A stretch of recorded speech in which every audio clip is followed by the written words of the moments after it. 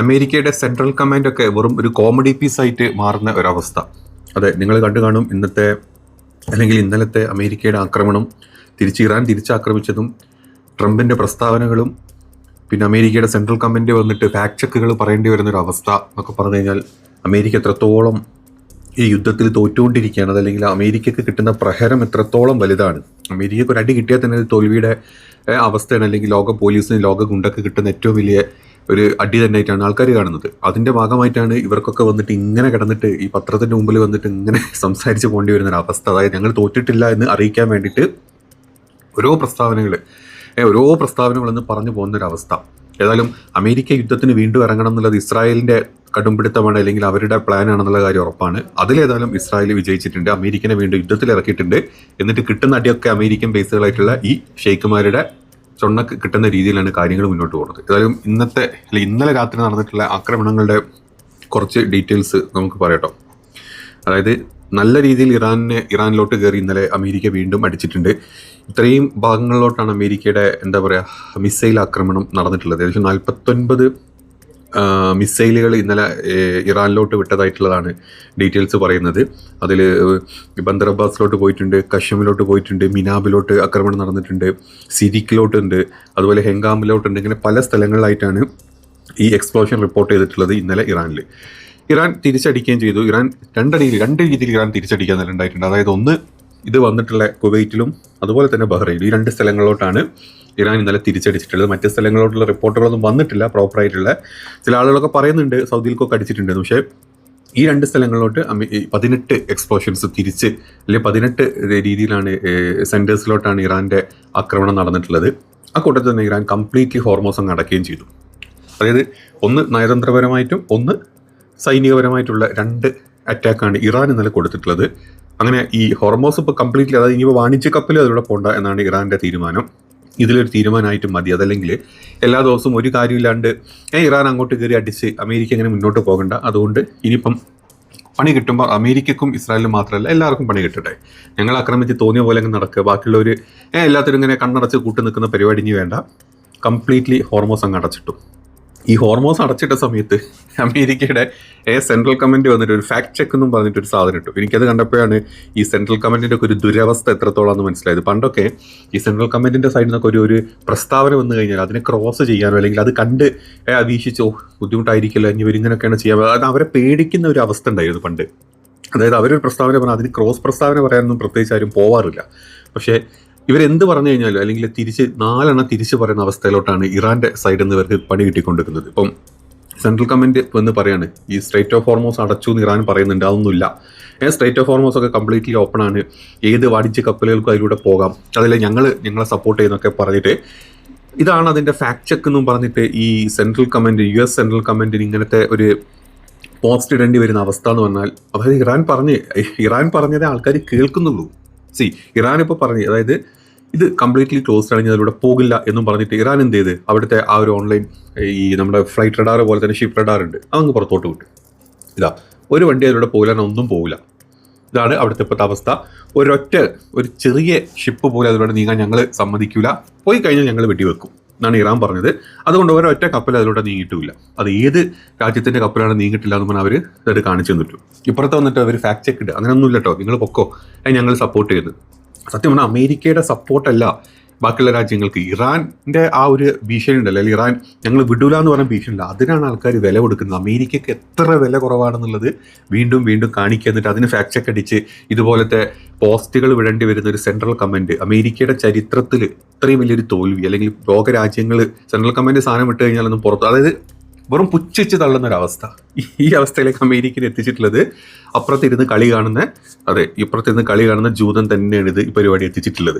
ഇതാണ് ഇന്നത്തെ ഒരു അവസ്ഥ. ഇനി അമേരിക്കയുടെ ഒരു ബോട്ടിന് അല്ലെങ്കിൽ അമേരിക്കയുടെ ഷിപ്പ്, ഒരു വാർഷിപ്പിന് അടി കിട്ടിയെന്ന് പറഞ്ഞാൽ ഇസ്രായേലി ഇതിലൊക്കെ ഒരു ഇത് വന്നിട്ടുണ്ട്. അത് ട്രാൻസ്ലേറ്റ് ചെയ്താണ് unconfirmed report of damage to American ship in Hormuz fort. അതായത് അമേരിക്കയുടെ ഒരു ഷിപ്പിന് ഡാമേജ് സംഭവിച്ചിട്ടുണ്ട് ഇറാൻ്റെ ആക്രമണത്തിൽ എന്നും പറഞ്ഞിട്ടുള്ള ഒരു ചെറിയ വാർത്താ ക്ലിപ്പ് വന്നിട്ടുണ്ട്. അതിൽ സത്യാവസ്ഥ എത്രത്തോളം അറിയില്ല, അൺകൺഫേംഡ് ആണ്.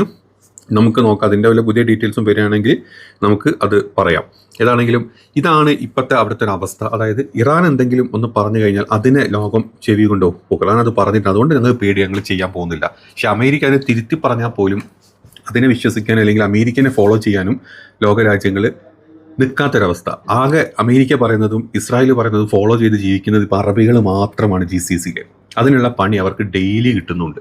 18 സ്ഥലങ്ങളിലോട്ടാണ് ഇന്നലെ എക്സ്പ്ലോഷൻ ഉണ്ടായിട്ടുള്ളത്. ആ 18 സ്ഥലങ്ങൾ ഏറ്റവും കൂടുതൽ ബഹ്റൈനിലും അതുപോലെ തന്നെ കുവൈറ്റിലുമാണ്. ഈ 2 സ്ഥലങ്ങളിലെ അടി കിട്ടിയിട്ടുള്ള പ്രധാന ബേസുകളുടെ ഒരു ഡീറ്റെയിൽസ് ഞാൻ പറഞ്ഞു കേട്ടോ. അതായത് ഇറാനിയൻ ടെലിവിഷനിൽ വന്നിട്ടുള്ളതാണ്. മേഖലയിലെ അമേരിക്കൻ താവളങ്ങൾക്ക് നേരെ IRGCയുടെ ശക്തമായിട്ടുള്ള സേനയുടെ വ്യോമാക്രമണം നടന്നിട്ടുണ്ട്. ധീരമായ വ്യോമസേനാ സൈനികർക്കും അതുപോലെ IRGCയുടെ വീരന്മാർക്കും എന്താ പറയുക താങ്ക്സ് പറഞ്ഞുകൊണ്ടാണ് IRGCയുടെ ഈ ഒരു ഇറാനിയൻ ടെലിവിഷനിൽ വന്നിട്ടുള്ള ഈ ഒരു ഡീറ്റെയിൽസ്. അതായത് അമേരിക്കൻ സൈന്യത്തിൻ്റെ അലി അൽ സലാം എന്ന് പറഞ്ഞിട്ടുള്ള ബേസ്, അതുപോലെ തന്നെ അഹമ്മദ് അൽ ജാബർ വ്യോമത്താവളം, അതുപോലെ തന്നെ ഷെയ്ഖ് ഈസ വ്യോമത്താവളം, എങ്ങനെ 18 പ്രധാനപ്പെട്ട ലക്ഷ്യങ്ങൾ തകർത്തു, അതിൽ വിജയം കണ്ടു എന്നാണ് ഇറാനിയൻ ടെലിവിഷൻ IRGCയുടെ ഭാഗത്തുനിന്ന് ഈ കാര്യങ്ങൾ പറഞ്ഞിട്ടുള്ളത്. അപ്പം വീണ്ടും അടി കിട്ടിയത് ഈ പറഞ്ഞ ബഹ്റൈനിലോട്ടും, പ്രത്യേകിച്ച് ബഹ്റൈനിലെ 5th ഫ്ലീറ്റിലോട്ട് അമേരിക്കയുടെ കംപ്ലീറ്റ് യുദ്ധം കൺട്രോൾ ഇപ്പോൾ ചെയ്യുന്ന, അതായത് മിഡിൽ ഈസ്റ്റിൽ യുദ്ധം കൺട്രോൾ ചെയ്യുന്ന 5th ഫ്ലീറ്റിലോട്ട് നല്ല രീതിയിൽ അടി ഇന്നലെ വീണ്ടും കിട്ടിയിട്ടുണ്ട്. അതിൻ്റെ 1-2 ഇത് പറഞ്ഞുതരാം, 1-2 ഇത് കാണിച്ചുതരാം നിങ്ങൾക്ക്. ഇത് ഇന്നലെ ഈ പറഞ്ഞ പേർഷ്യൻ ഗൾഫിലും അതുപോലെ തന്നെ സ്ട്രേറ്റ് ഓഫ് ഹോർമൂസ് ആ ഭാഗങ്ങളിലൊക്കെ ഈ സർവൈലൻസ് നടത്തിയിട്ട്, അല്ലെങ്കിൽ അതിലൂടെ ചെറിയ ബോട്ടുകൾ പോകുന്നുണ്ടെങ്കിൽ എത്ര ബോട്ടുകൾ പോകുന്നുണ്ട്, അന്തർവാഹിനി, ഇതൊരു എന്താ പറയുക അന്തർവാഹിനി ഫ്ലൈറ്റാണ് അമേരിക്കയുടെ ഈ ഒരു ഫ്ലൈറ്റ്. അതായത് P-8A പാസിഡൻ എന്ന് പറഞ്ഞിട്ടുള്ള ഒരു ഫ്ലൈറ്റാണ്. അപ്പോൾ ഇത് ഇന്നലെ തിരിച്ച് കുവൈറ്റിലോട്ട് തിരിച്ചു വരുന്നു. അതുപോലെ തന്നെ ഇത് തിരിച്ച് ബഹ്റൈനിലോട്ടും തിരിച്ചു പോയിട്ടുണ്ട്. ഇതവിടെ എത്തിയതിന് ശേഷമാണ് ഇപ്പം ഇറാൻ്റെ ആക്രമണങ്ങൾ ഈ സ്ഥലങ്ങളോട് നടന്നിട്ടുള്ളത്. അതായത് ഇറാൻ ഏത് രീതിയിലാണ് ഇത് വീക്ഷിച്ചുകൊണ്ടിരിക്കുന്നത്, ഇവരുടെ കംപ്ലീറ്റ് സർവൈലൻസും കാര്യങ്ങളും പോകുന്നതും വരുന്നതും ഇറാൻ കംപ്ലീറ്റ്ലി വീക്ഷിച്ച് അത് തിരിച്ച് ഈ പറഞ്ഞ ബേസുകളിൽ എത്തിയതിന് ശേഷമാണ് ഇറാൻ്റെ ആക്രമണങ്ങൾ നടന്നിട്ടുള്ളത്. അതും IRGC തന്നെ പുറത്തോട്ട് വിട്ടിട്ടുള്ള ഡീറ്റെയിൽസ് ആണ്. അതായത് ഇറാൻ വ്യക്തമായിട്ടാണ് ഇറാൻ്റെ പ്ലാനിങ്ങോട് തന്നെ ഇറാൻ ഓരോ ആക്രമണം നടത്തുന്നത്. പക്ഷേ സത്യം പറഞ്ഞാൽ തിരിച്ച് അമേരിക്ക അടിക്കുന്നതും അതുപോലെ തന്നെ നല്ല രീതിയിൽ എക്സ്പ്ലോഷൻസ് ഇറാനിൽ ഉണ്ടാക്കുന്നുണ്ട്. ഇറാനിലെ പെട്രോൾ കെമിക്കൽ ഫാക്ടറികൾ പോയിട്ടുണ്ട്. ഇന്നലെ നമ്മൾ കണ്ടു 1-2 മറ്റേ വാട്ടർ റിസർവോയേഴ്സ് തകർന്നു പോയിട്ടുണ്ട്. അത് അവിടെയും നല്ല നഷ്ടങ്ങളുണ്ട്, ഇല്ലാന്നല്ല പറയുന്നത്. പക്ഷേ ഒരടിക്ക് 2 അടി എന്നുള്ള രീതിയിൽ തിരിച്ചടി ഇറാന് കൊടുക്കാൻ പറ്റുന്നുണ്ട് ഇപ്പോഴും എന്നുള്ളതാണ് ഇതിൽ ലോകത്തിനെ തന്നെ അത്ഭുതപ്പെടുത്തുന്ന ഒരു കാര്യം. ഇനി അതല്ല, അതിൻ്റെ ഇടയിൽ കൂടെ ട്രംപിൻ്റെ അടുത്തൊരു വെടി പൊട്ടിച്ചിട്ടുണ്ട്. അതായത് അമേരിക്ക ബോംബ് കൊണ്ടിട്ടതുകൊണ്ട് ഇറാൻ്റെ ഒഫീഷ്യൽസ്, ഹയർ ഒഫീഷ്യൽസ് അമേരിക്ക ട്രംപിനെ നേരിട്ട് വിളിച്ച് പറഞ്ഞു, പ്ലീസ് ഇനി ബോംബ് ചെയ്യരുത്, ഞങ്ങളെ കൊണ്ട് താങ്ങില്ല എന്ന് ബോംബ് ചെയ്യുന്നതെന്ന് പറഞ്ഞിട്ടുണ്ട് എന്നുള്ളത് നമ്മുടെ ട്രംപ് വന്നിട്ട് അങ്ങനെ ഒരു വെടിയുടെ പൊട്ടിച്ചിട്ടുണ്ട്. അതായത് ഫോക്സ് ന്യൂസിന് കൊടുത്തിട്ടുള്ള ഒരു ഇതിലാണ് അത് പറഞ്ഞിട്ടുള്ളത്. ഇന്നലെ ഒരു പത്രസമ്മേളനത്തിൽ കൊടുത്തതാണ്. അതുകൊണ്ടാണ് ഞാൻ ഇപ്പം ഇന്നലെ രാത്രി വീണ്ടും ഞാൻ വെടി നിർത്തിയത്. അതല്ലാണ്ട് തിരിച്ചടി കിട്ടിയിട്ടല്ല.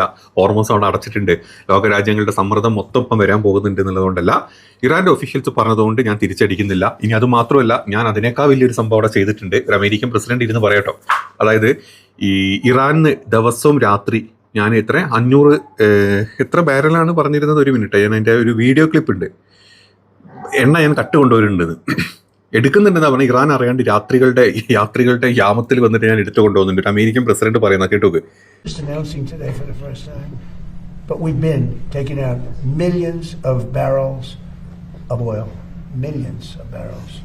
Every night we took out oil. But now I'm going to tell you because they just figured it out. So now that they figured it out, I can tell you. It was very hard for me. I wanted to say it so badly, but I didn't want to ruin it. But it was very hard. But millions of barrels of oil has come out. നിങ്ങൾ നോക്കി, അത് കണ്ട് ചിരിക്കുന്ന പൊട്ടന്മാരാണ് American. അത് പ്രസിഡന്റിന്റെ ചുറ്റും നിൽക്കുന്ന വേട്ടാവളിയന്മാരുണ്ടല്ലോ. ഒരു അമേരിക്കൻ പ്രസിഡന്റ് പറയാം, ഞാൻ മില്യൺസ് ഓഫ് ബാരൽസ് ഇറാനിന്ന് രാത്രി ഞാൻ കട്ടെടുക്കുന്നുണ്ട്. രാത്രിയാണ്, ബുദ്ധിമുട്ടാണ്, ഹാർഡാണ്, ഞാൻ അവിടെ നിന്ന് കട്ടെടുത്ത് കൊണ്ടുവരുന്നുണ്ട്. അത് ഇറാൻ ഇപ്പോഴാണ് അറിഞ്ഞത്, ഇതുവരെ ഇറാൻ അറിഞ്ഞിട്ടില്ല. അപ്പോൾ അപ്പം തന്നെ ചിന്തിച്ചാൽ മതി, ഒരു എന്താ പറയുക, ഒരു അമേരിക്കൻ പ്രസിഡന്റിന്റെ സ്റ്റാൻഡേർഡ് എത്രത്തോളം അവിടെ പോയി. കട്ടെടുക്കും ഞാൻ എടുക്കുന്നുണ്ട് തന്നെ, എന്താണ് ഇറാൻ അറിയാണ്ട് ഞാൻ ഇറാനിൽ എണ്ണ എടുക്കുന്നുണ്ട്, കട്ടെടുത്തു, അത് തന്നെ ഞാൻ അവിടുന്ന് കട്ടെടുത്തത്. ഇമാതിരി ഊച്ചാളി ഡയലോഗുകളാണ് ഇയാൾ വന്ന് പറയുന്നത്. ഏതാണെങ്കിലും ഇറാൻ അവിടുന്ന് എന്താ പറയുക, 1000 മില്യൺസ് ഓഫ് ബാരലൊന്നും വേണ്ട, നിങ്ങൾക്ക് അവിടെ ഒരു ബക്കറ്റ് എണ്ണ അവിടെ നിന്ന് എടുത്തുകൊണ്ടാൽ ഇറാൻ ഇതിൻ്റെയൊക്കെ മൂട്ടിൽ മിസൈൽ പൊട്ടിക്കുന്നില്ല, നമുക്ക് എല്ലാവർക്കും അറിയാലോ. ഇനി ഡെയിലി ഇങ്ങനെ എടുത്തു പോകണ ഒരാൾക്കാണോ ഇറാൻ അങ്ങോട്ട് തകർക്കാൻ ബുദ്ധിമുട്ട്? രാത്രിയിൽ ഇത്രയും ബാരൽ എടുത്ത് കൊണ്ടുപോകുന്ന ഒരു മനുഷ്യന് പകൽ ഇത്രയും വലിയ സന്നാഹങ്ങളുമായിട്ട് ഇറാൻ അങ്ങോട്ട് തീർത്തൂടെ? എന്താ അങ്ങോട്ട് അടുക്കാൻ പറ്റുന്നില്ല. അമേരിക്കയുടെ ഒരു കപ്പൽ പോലും, അമേരിക്കയുടെ ഒരു എന്താ പറയുക വാർഷിപ്പുകൾ പോലും ഇറാൻ്റെ അയലത്ത് പോലും ഇല്ല. ഒക്കെ പുറത്തു നിന്നിട്ടുള്ള പരിപാടികളാണ്. എന്തിനാണ് ഈ എയർ റീഫില്ലിങ് വിമാനങ്ങൾ പറന്നുകൊണ്ടിരിക്കുന്നത്? അത്രയും അടുത്തുനിന്നല്ല അറ്റാക്ക്. എത്രയോ ദൂര സ്ഥലങ്ങളിലും ഈ പറഞ്ഞ US ബേസുകളിൽ നിന്നും പോരുക, അല്ലെങ്കിൽ അമേരിക്കൻ കപ്പലുകൾ 2000-3000 കിലോമീറ്റർ മാറ്റി നിർത്തിയിട്ടുള്ള കപ്പലുകളിൽ നിന്ന് വരുന്ന ഫൈറ്റർ ജെറ്റുകൾക്ക് ഇടയിൽ വെച്ചിട്ട് റീഫില്ലിങ് ചെയ്യാൻ വേണ്ടിയിട്ടാണ്. അതായത് ഇറാൻ്റെ അടുത്തോട്ടെടുക്കാൻ പേടിയാണ്. ചൂട് കൊണ്ടിട്ട് പണി കിട്ടുമെന്ന് അറിയാം. ഇറാൻ്റെ ചൂട് എന്ന് പറഞ്ഞാൽ ഇറാന് തിരിച്ചടിച്ചു കഴിഞ്ഞാൽ സഹിക്കാൻ പറ്റില്ല. ഇറാൻ്റെ ഒരു മിസൈലുകളെയും അതായത് ഇന്റർസെപ്റ്റ് ചെയ്യാനുള്ള കഴിവൊന്നും ഇപ്പോൾ അമേരിക്കയ്ക്കും ഇസ്രായേലിനും ഇല്ല. അതാണ് ഇന്നലെയും മെനഞ്ഞാന്നൊക്കെ ആയിട്ട് ഇസ്രായേലിൽ പോയി വീകുന്ന ബോംബുകളുടെ എണ്ണം അല്ലെങ്കിൽ മിസൈലുകളുടെ എണ്ണം കൂടിക്കൊണ്ടിരിക്കുന്നത്, അല്ലെങ്കിൽ അമേരിക്കയുടെ ബേസുകളിലോട്ട് പോണ എന്താ പറയുക എണ്ണം കൂടിക്കൊണ്ടിരിക്കുന്നത്. അവരുടെ ആ ശക്തി ക്ഷയിച്ചുകൊണ്ടിരിക്കുകയാണ്. അതായത് അവരുടെ കപ്പാസിറ്റി കുറഞ്ഞുകൊണ്ടിരിക്കുകയാണ്. ഇനി അവർക്ക് വീണ്ടും സമയം വേണം, ഇനി വർഷങ്ങളെടുക്കും ഇതൊക്കെ വീണ്ടും റീഫിൽ ചെയ്ത് എടുക്കണമെങ്കിൽ. അതാണ് ഇവിടെ കണ്ടുകൊണ്ടിരിക്കുന്നത്. അതുകൊണ്ടാണ് അമേരിക്ക രാത്രിയിൽ ഇങ്ങനെ 3-4 സ്ഥലങ്ങളും പോയിട്ട് ബോംബിട്ട് ഓടി വന്ന് ഇവിടെ വിളിച്ചിരിക്കുന്നത്. എന്താ തിരിച്ചു പണി കിട്ടുന്നത് ഷെയ്ഖുമാരുടെ അമേരിക്കൻ ബേസിലോട്ടുള്ള. അത് അമേരിക്കൻ സഹിച്ചോളും. അമേരിക്കക്ക് നേരിട്ട് അടി കിട്ടുന്നില്ലല്ലോ. അത് ഷെയ്ഖുമാർ മനസ്സിലാക്കുന്നില്ല. ഇവന്മാർ ദിവസവും അടി കൂട്ടി വാങ്ങുകയാണെന്നുള്ളത്.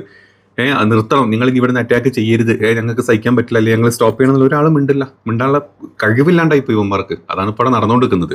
അപ്പോൾ ഇതാണ് ഒരു കാര്യം പറയാനുള്ളത്. പിന്നെ ഇന്നലെ വന്നിട്ടുള്ള പിന്നെ പ്രൈസ്, ക്രൂഡ് ഓയിലിൻ്റെ പ്രൈസ് ഹൈ ആയി 95 ക്രോസ് ചെയ്തിട്ടുണ്ട്. അതുകൂടി 96 ക്രോസ് ചെയ്തിട്ടുണ്ട്. അതിപ്പോൾ ഇനി 100 അതിൻ്റെ മേലോട്ടൊക്കെ ക്രോസ് ചെയ്യും.